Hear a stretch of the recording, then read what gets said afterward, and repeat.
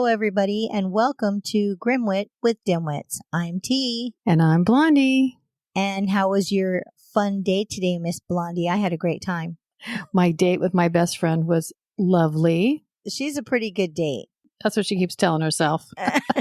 Somebody's got to say it. It was a lot of fun. So today, just so our listeners know, we're talking in code here.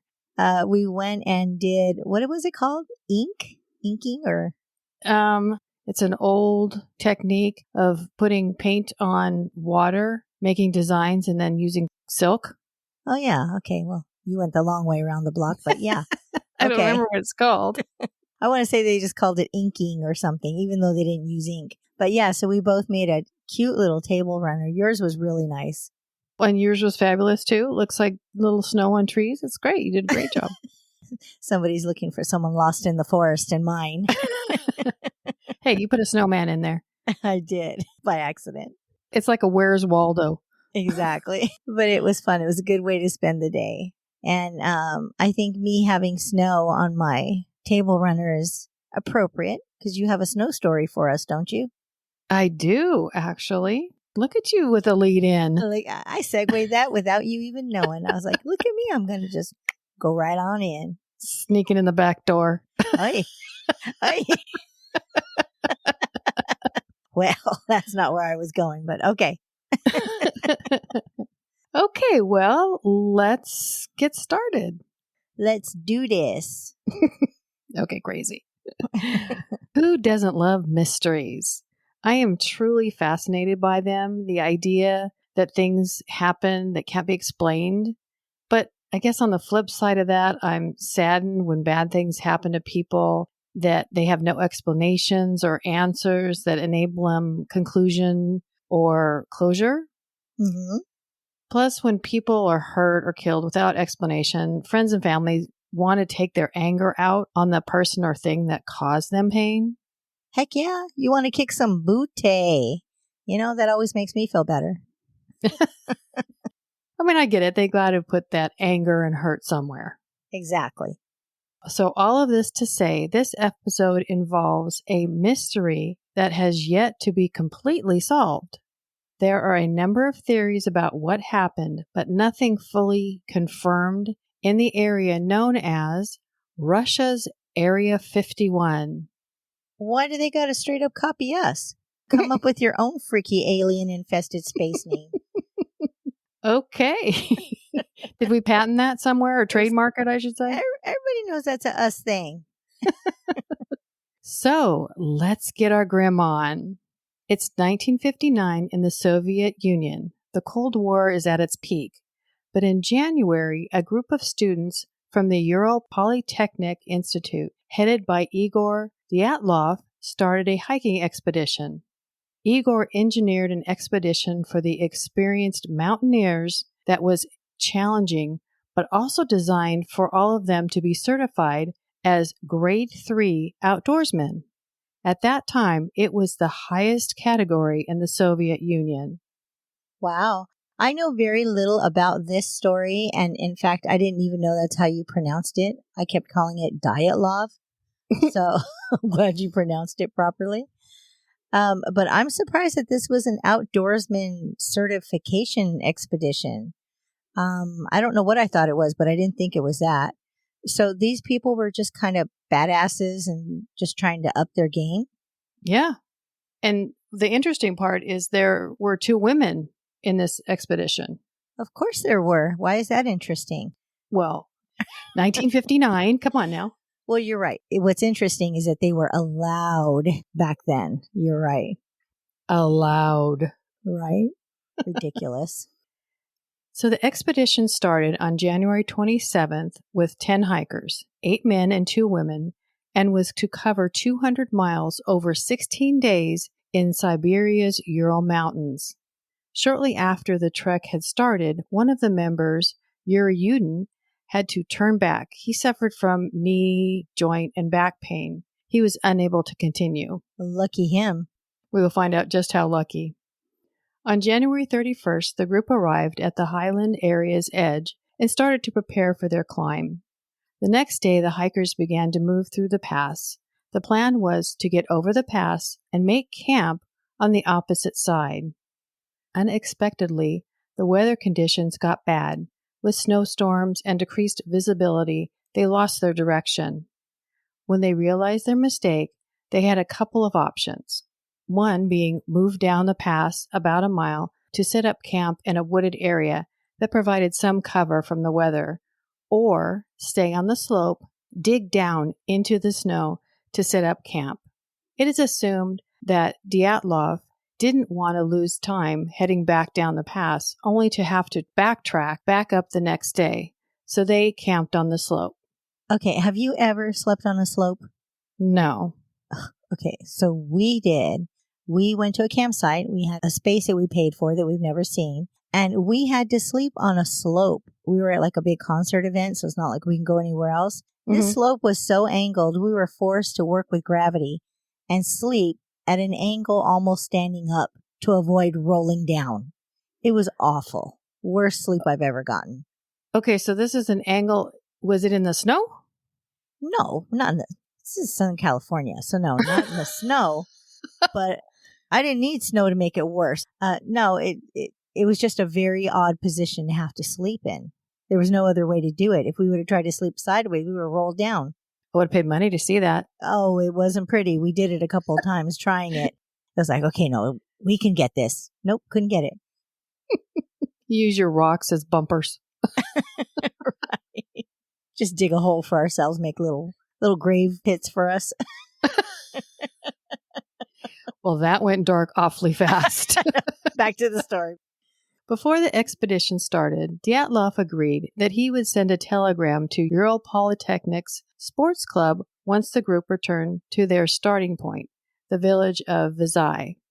The telegram originally should have been received no later than February 12th, but before Yuri started to head back, Dyatlov told him to let the sports club know that they would be longer than expected. February 12th passed with no message, but it was figured that they were just delayed by what Yuri had told them.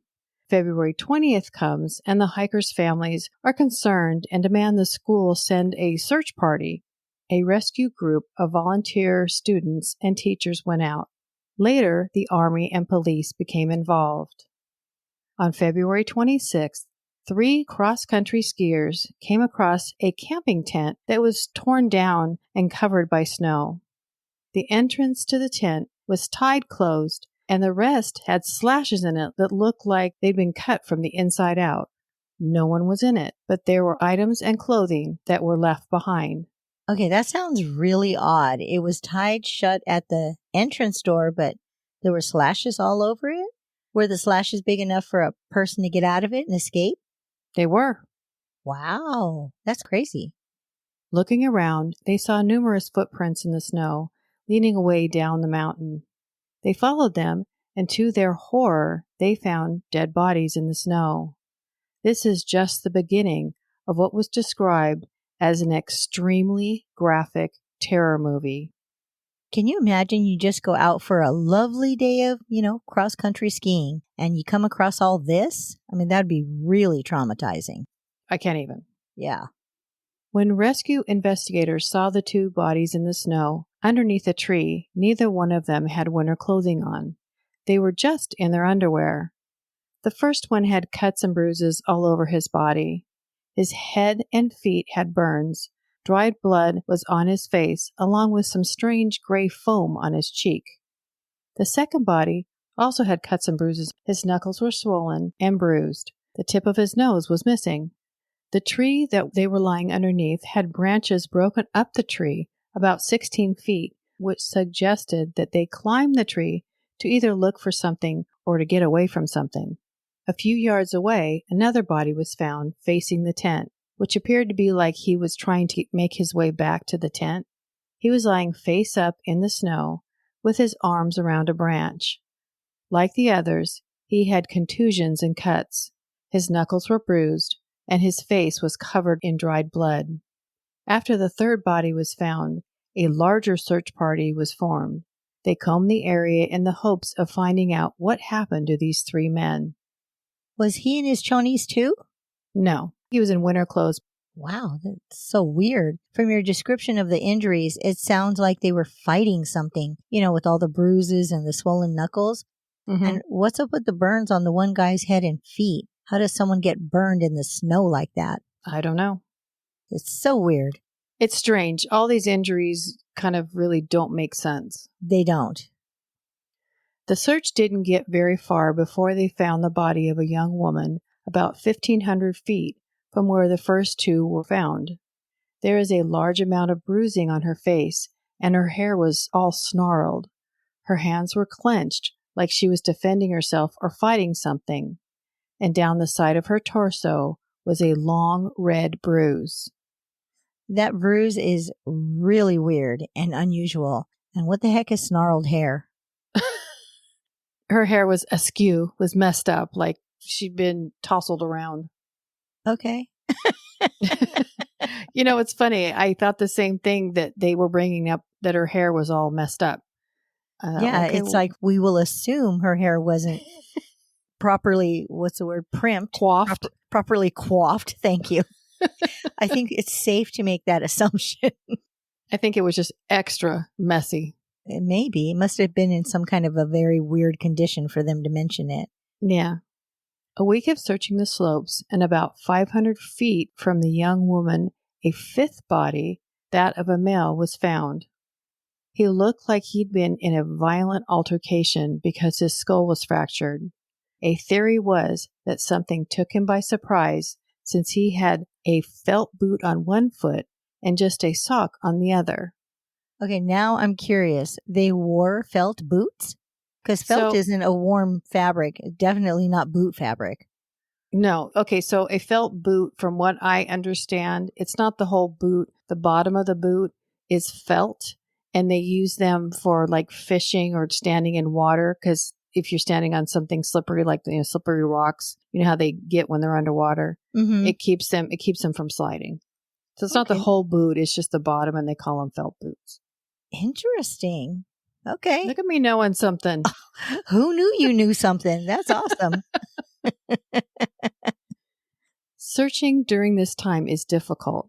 This is Siberia, where there is blinding snow, freezing temperatures, and major winds. It's very slow and difficult for the search party to locate any evidence or clues to what has happened.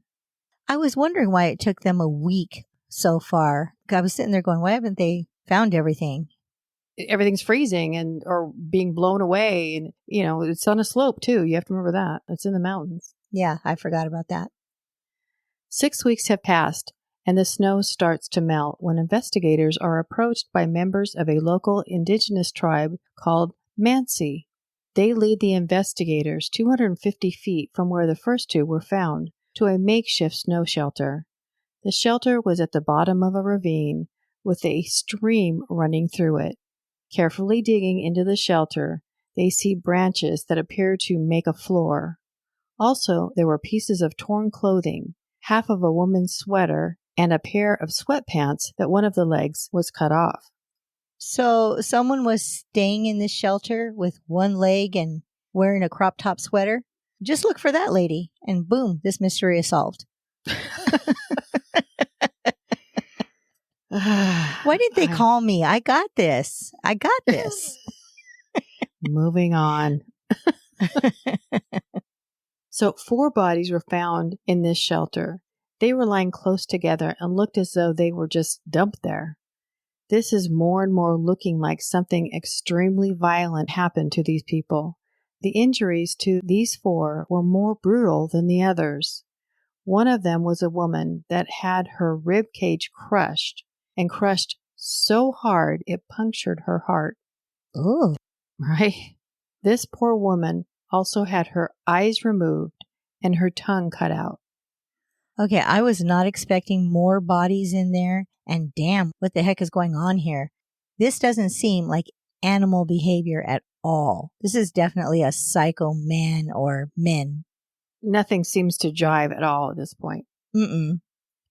One of the male victims' neck was sharply twisted, while another male had a massive skull fracture that would have knocked him out if not killed him immediately.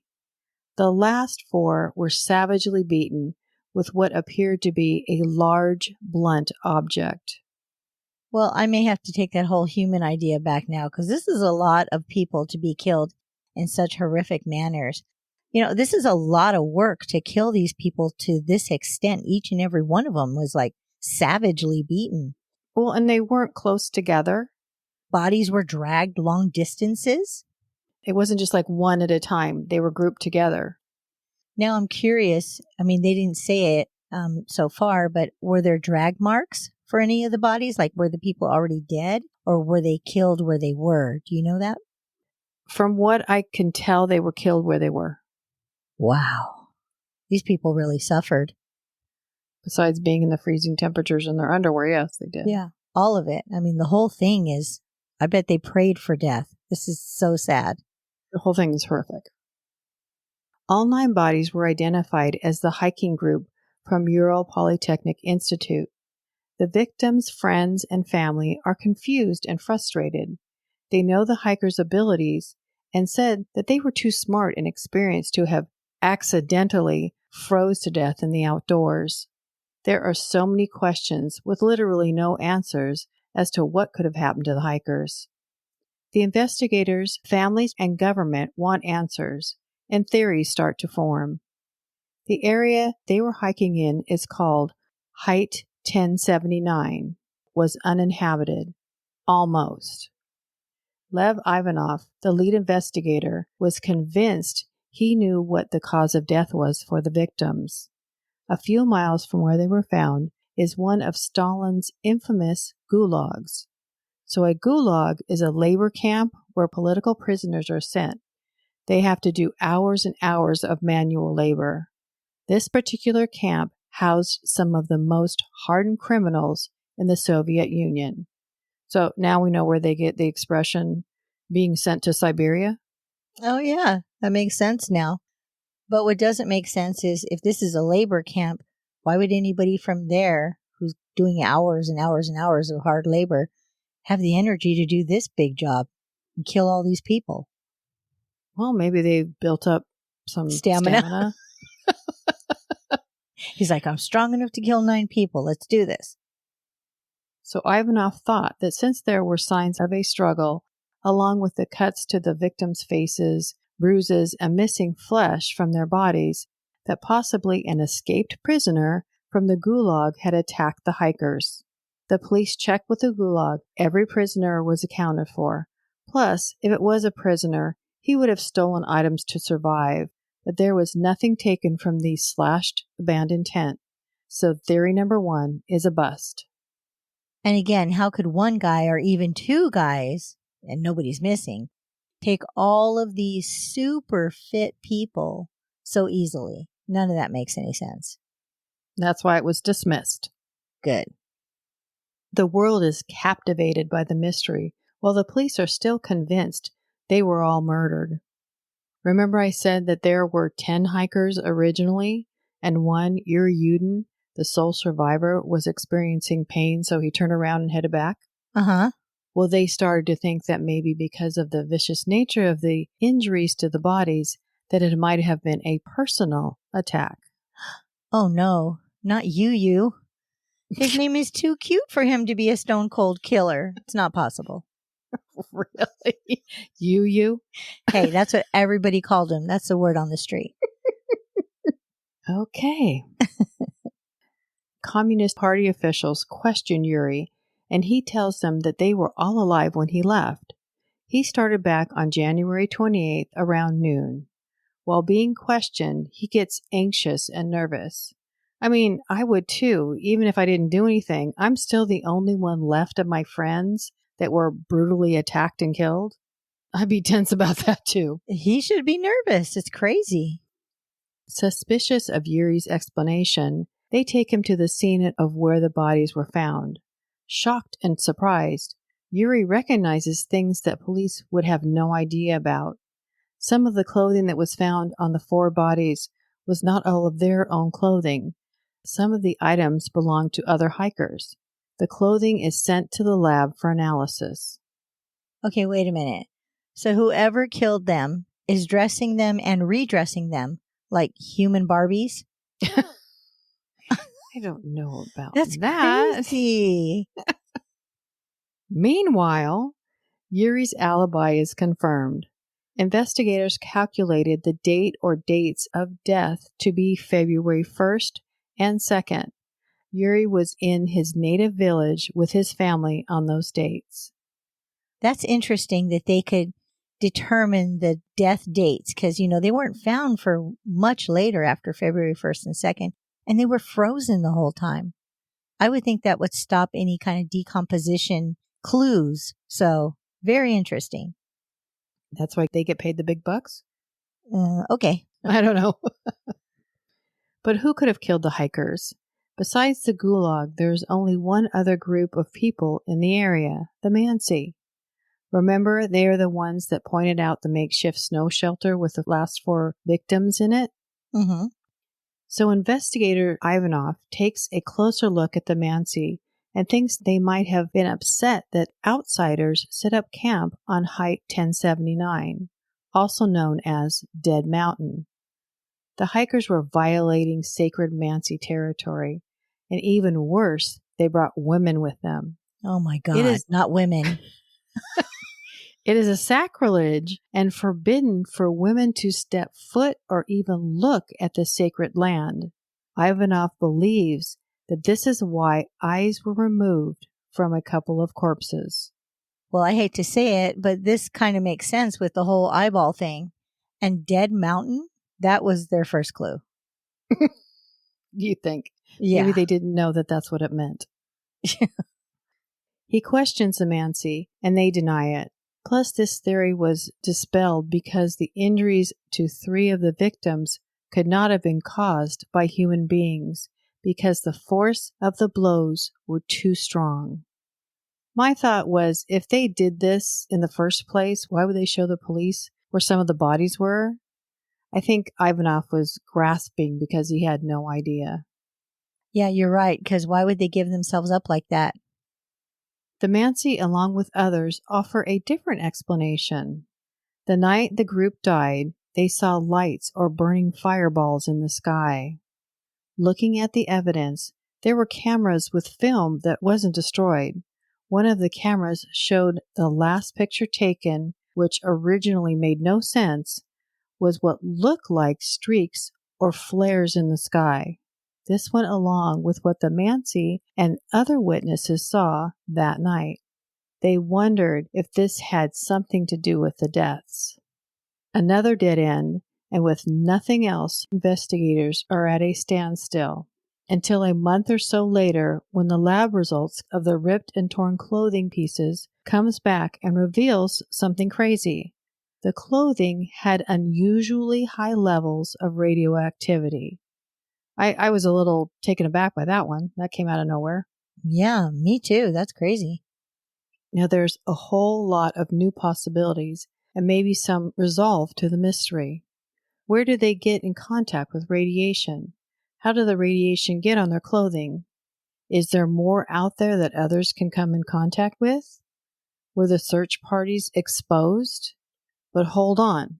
Instead of diving into what the new possibilities could be, lead investigator Lev Ivanov closes the unsolved case 3 months in on May 28, 1959. Excuse me, what the heck?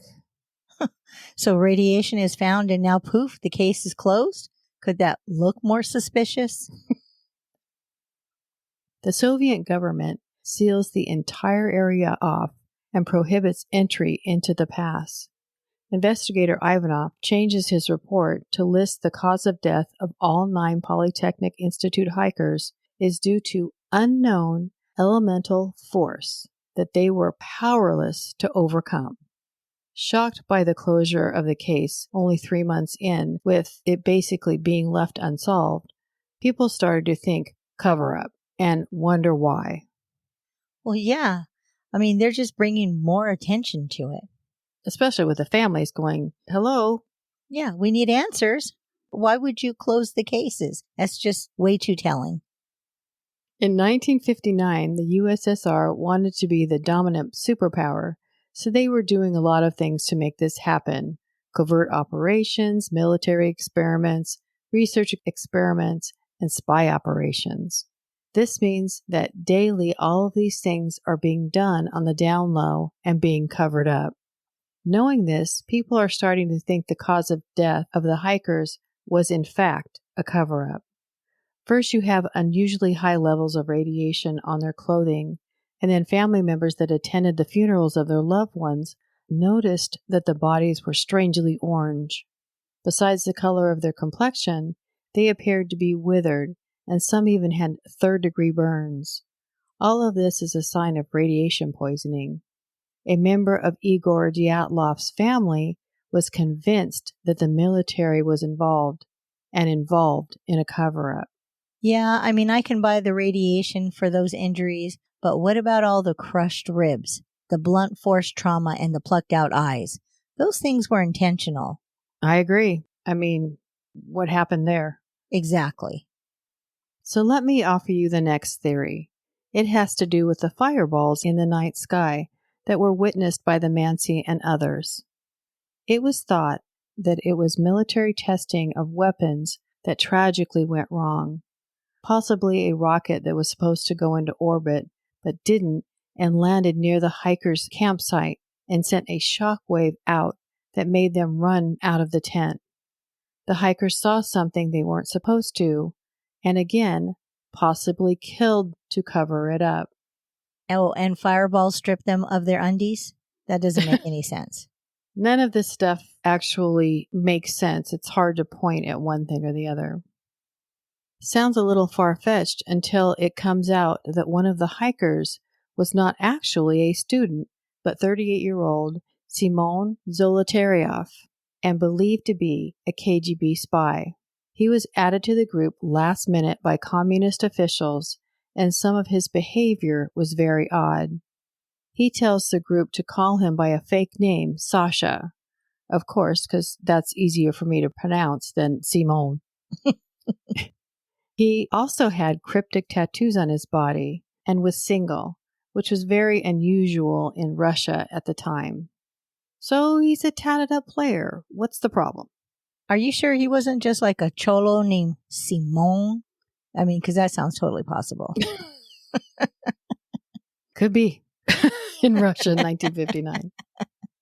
But there were also things that he stated about his life that was not consistent, such as talking about World War II and mixing up the dates he served in different units. It was speculated that the KGB wanted to see what was going on in the mountains and sent Zolotaryov in to spy on the military. He is found out to be a KGB spy and had to be killed.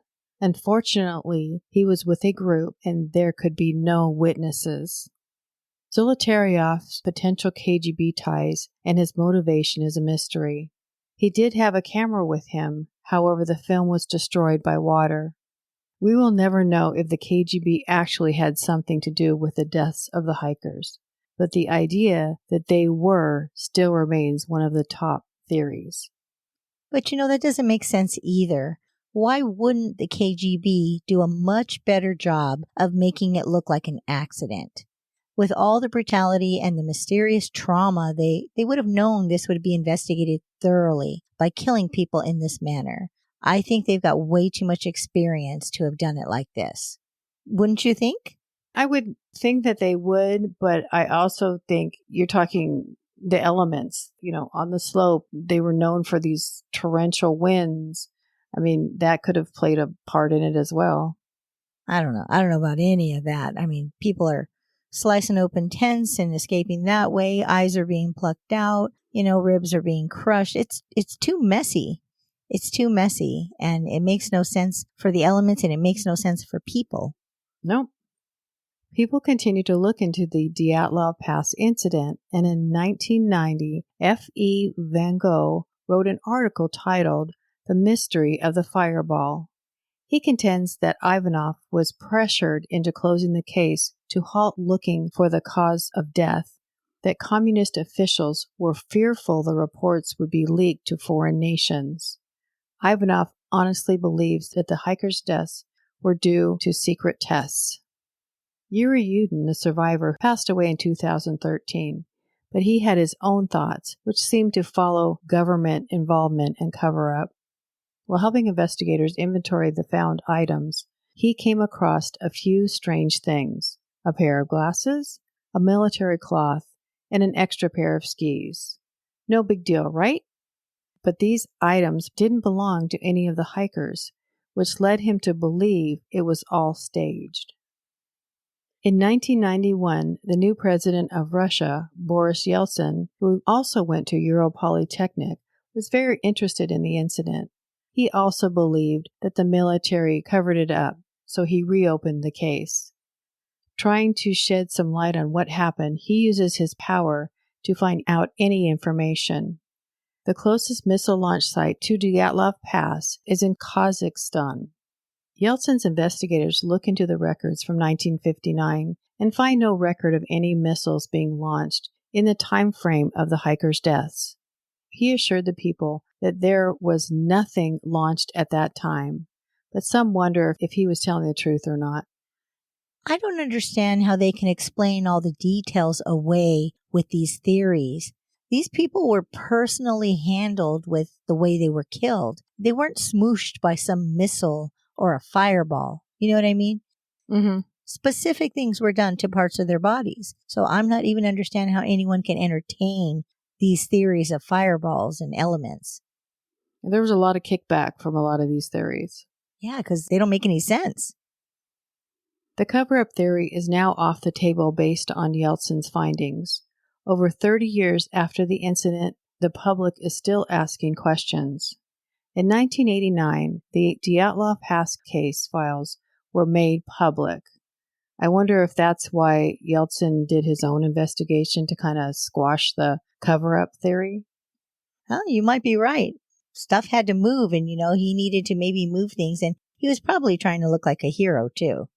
Probably. So they were made available in 1989, and he did his investigation in 1991, 2 years later. Yeah, he jumped on it, which tells you that the people were still pushing, because that's many years later. 30 years later, yeah. Yeah, the people want to know. In the evidence, a picture is found of a surprising new suspect. The new suspect is a Yeti. I guess in Russia, they believe in Yetis. The picture was the last frame of this particular roll taken by one of the hikers at the campsite. The figure in the picture is staring at the hikers and is huge, about 10 feet tall, that almost looks human, but is mammoth like a Yeti or snowman. If they do exist, the picture would be proof. I guess they're kind of like talking M&Ms. If they exist. Oh, yeah, because talking M&Ms are so scary. But they do exist. Yeah, of course they do. Only the green one. No, I like the big yellow peanut one. That's way too specific. People are very afraid of them because of their size. They are able to crush a person using their arms and legs. I don't think if I saw a 10-foot massive Yeti, I would stick around and take a picture. You know I would. The ironic part about the Yeti is that the students actually thought about them and their existence. They wrote a satirical article before they left talking about Yetis, and the last sighting of them is in the Ural Mountains. Talking about it ahead of time makes the fear go away. People that want to believe the Yeti theory point out that the picture of the victims show absolute terror in their faces and show them with their fists up as if to defend themselves. I guess like anything else, it's a matter of what you believe. So far, I'm buying the Yeti story over everything else. Because they're big and strong? It's the only thing that kind of makes sense, actually. But I wonder how the Yeti was able to get from the Matterhorn at Disneyland all the way over there without being noticed. Maybe Tinkerbell sprinkled him with some pixie dust. Maybe. And you know what else? If they have a picture of these people scared and ready to fight and a Yeti, I mean, as weird as it sounds, isn't that the story? That requires everyone to believe in Yetis. So maybe, maybe not. Yeah, that's interesting. I'd like to see the picture. I saw it. Kind of blurry. He looks like he's in a big old huge dark suit because it was black and white. Interesting. Okay, I'm going to look it up. Along the creature lines, another thought was an actual animal. In the mountains and wooded areas lived the brown bears, wolverines, wild dogs, and of course the Siberian tiger. But out of all of the animals, the most likely to attack would be the brown bear. Say one or multiple bears come out of hibernation and they're hangry. The bears see a group and think, lunch. Remember the injuries, the crushed ribs, the cuts, the bruises, fractured skulls, and most importantly, missing flesh. However, this was the beginning of February, still winter, and most likely the bears were still hibernating. I think personally that could have happened for some of their injuries, but not all. What about the missing eyes and tongue or the gray foam on the one victim? Yeah, bears don't make sense to me at all. One bear against all these super fit people, there would have been some survivors. If the bears tried to eat their eyes, their claws are going to just slash their faces. Right. There's going to be a big hole where they try to eat something. It's not going to be delicately plucked out. And that's what it looked like in the pictures. Yeah. So none of this makes sense. Absolutely none of it. In 2019, with still no conclusive causes, but still public fascination, the case was opened once again. Andrei Korokov, the lead investigator, has a list of 75 theories. 75? Man, those amateur investigators must have been busy. That's a lot of theories. Korokov's research of the massive amounts of theories takes him in a different direction, the weather. On February 1st, 1959, it was pretty intense in the mountains. The winds were up to 65 miles per hour, and the temperatures were below freezing. Korokov thought that maybe it was an avalanche that killed the students, and in 2020 organized an expedition to Dyatlov Pass. He was hoping that after 60 years and new technology, he could prove this theory about his avalanche. That's just silly. Yeah, there's no way it was an avalanche. That's what he thought. Avalanches don't take people out like that with all those little detailed injuries. You know what I mean? It'd be a massive crushing, scraping. It's a different kind of trauma to the body. It makes zero sense to say it's an avalanche. They used photogrammetry to take photos of the current landscape to compare them to the old photographs and noticed a big variance from the original investigation. The tent was actually pitched several hundred feet away from where it was originally said. This is important because where the tent was is a determining factor if an avalanche took place. Originally, they ruled out an avalanche based on where the tent was, which meant the slope of the mountain was at a 15-degree angle. The risk of an avalanche depends on the degree of the mountain incline. Normally, it takes an average of 30 degrees for an avalanche to take place. But if they miscalculated where the tent was actually located, the slope that area was at, around 28 degrees incline, was still not 30 degrees. However, it was much closer. So they're saying that originally they thought it was where the 15-degree angle was, but it was actually closer to 28, 30 degrees. Mm-hmm. Plus, the weather conditions were bad, which could trigger an avalanche. I have no idea an avalanche couldn't go if the angle wasn't right. Yeah, that is interesting about the angle and what can create an avalanche. But don't you think that the Mansi people, every time you say that, I want to say fancy, the Mansi people would have known if there was an avalanche? I would think so. Yeah. I mean, they live up there. They were close. Yeah. So again, this guy's reaching. After the expedition, Korokov presented his findings, saying that at around 7 p.m., the tent was set up and then a windstorm commenced. Then sometime between 7 p.m. and 5:30 a.m., an avalanche was triggered, which woke them up. After the first snow dump, which was at the opening of the tent, they feared there might be more, so they cut their way out of the tent since they couldn't get out of the opening and ran to a rocky ridge which was about 150 feet away for protection. He doesn't believe another avalanche came, but what he did think was that once they started to head back to the tent, they got disoriented and couldn't find their way back. To prove his theory, he blindfolded a man and a woman and had them walk 90 feet away from the tent and had them try to find their way back, but they couldn't. Okay, that's how you prove a theory? With a piñata moves, blindfolding and spinning them around? I mean, come on. I was thinking more like pin the tail on the tent. Right. Korokov also addressed the fact that they didn't have any clothing, stating that they were trying to escape the tent in such a hurry that they didn't have time to grab clothes. He also thinks that some of them may have suffered from a phenomenon called paradoxal undressing, which causes them to undress in the final stages of hypothermia because they feel like they're burning up. He explained that the hikers basically froze to death. The hikers in their underwear died first, at which time the other hikers cut off their clothing to try and keep warm. Then the group split up with a few trying to get back to the tent, but froze before they got there. The other 4 tried to shield themselves from the elements and built a snow shelter. The problem was they built it above a stream, and once in it, it collapsed on them, and they were buried under 15 feet of snow.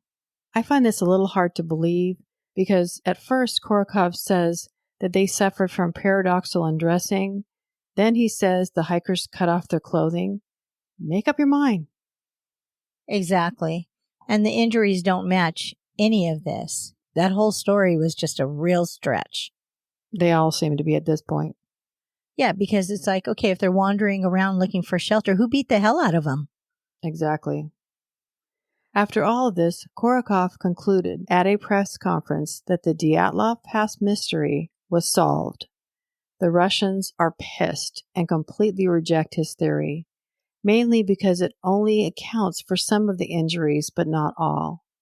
The families believe that there is more to the story. The people start to believe that this is more cover-up. Of course. I mean, this guy just popped up and made up a story and said, this is what happened, case closed. Well, he did have photogrammetry. And what the heck is photogrammetry? It's a way that they can photograph the terrain and compare it to other pictures to see where things are based on the landscape. But that doesn't tell the story of how these people got so savagely injured. It does not. As time passes, there are so many theories that have been presented that investigators and people in general start to wonder if it isn't just one theory that happened to the hikers. What if it's a combination of theories? What if the fireballs in the sky were part of a nuclear testing experiment that went wrong and the government didn't want their testing to leak out, so they had to cover it up? The poor hikers actually did wander into the special testing area. That's why they had radiation on their clothing. Maybe it was an avalanche caused by nuclear testing and shockwaves. The shockwaves hit the hikers like a speeding train, causing blunt force trauma injuries and forcing them to run down the mountain. The military finds the hikers, and some are still alive, so they had to take care of them because they didn't want any witnesses. This could be the reason for some of the bruising and why 4 of them seem to have been dumped by a stream. What if, after all of this, animals did come along finding the bodies and did what animals do? That could explain the scratches or blood on their faces. I can't even imagine animals are eating meat with radiation. They're smarter than that. Well, maybe they thought it was like a little salsa. Okay. A Dyatlov Group Memorial Foundation was formed, and in 2020, they published a letter supporting the all-in-one theory. Not just one thing killed the students, but multiple things contributed to their deaths that night on the mountain. The Dyatlov Pass was named for the 23-year-old leader of the group, Igor Dyatlov. We will probably never know the actual truth of what happened. The answers remain a mystery buried deep in the Dyatlov Pass. That is one of the craziest stories I've ever heard, with all of the unanswered questions after all these years. Just a couple years ago, they were still trying to find out what happened. And with technology, being so advanced now, I'm surprised they haven't been able to come up with a more solid theory. I would hope they would. I can pretty much guarantee they probably never will.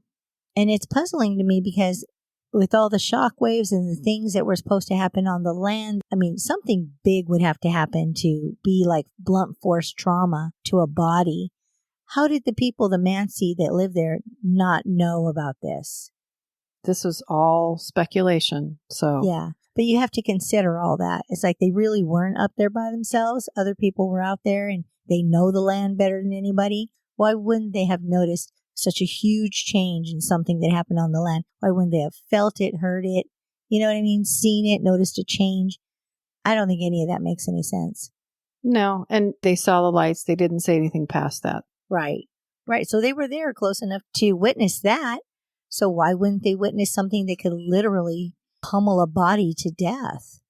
It just seems like it would have to be huge and it wouldn't go unnoticed. I agree. Yeah, it's crazy. What a crazy story. One of life's strange mysteries. For sure. Well, thanks for all your hard work on this one. This one had a lot of information involved. You're welcome. Well, we just want to thank everybody for listening. Don't forget to have fun, take care, and let your grimaginations run wild. Goodbye, everybody. Bye.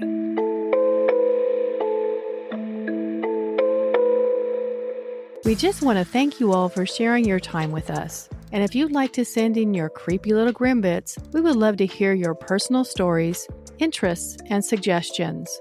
Please email them to grimwitwithdimwits@gmail.com. Don't forget to follow us on Instagram at grimwitwithdimwits, X at grimwitwithdimwits, Facebook grimwitwithdimwits, and YouTube grimwitwithdimwits. Join us every Monday for new episodes, and feel free to share us with your grim-loving friends. We would really appreciate if you would take a minute to rate and review. 5-star ratings go a long way and would really help us out. Until then, we would love it if you'd come back next week to delve with us into the strange and unusual things we just can't wrap our skulls around.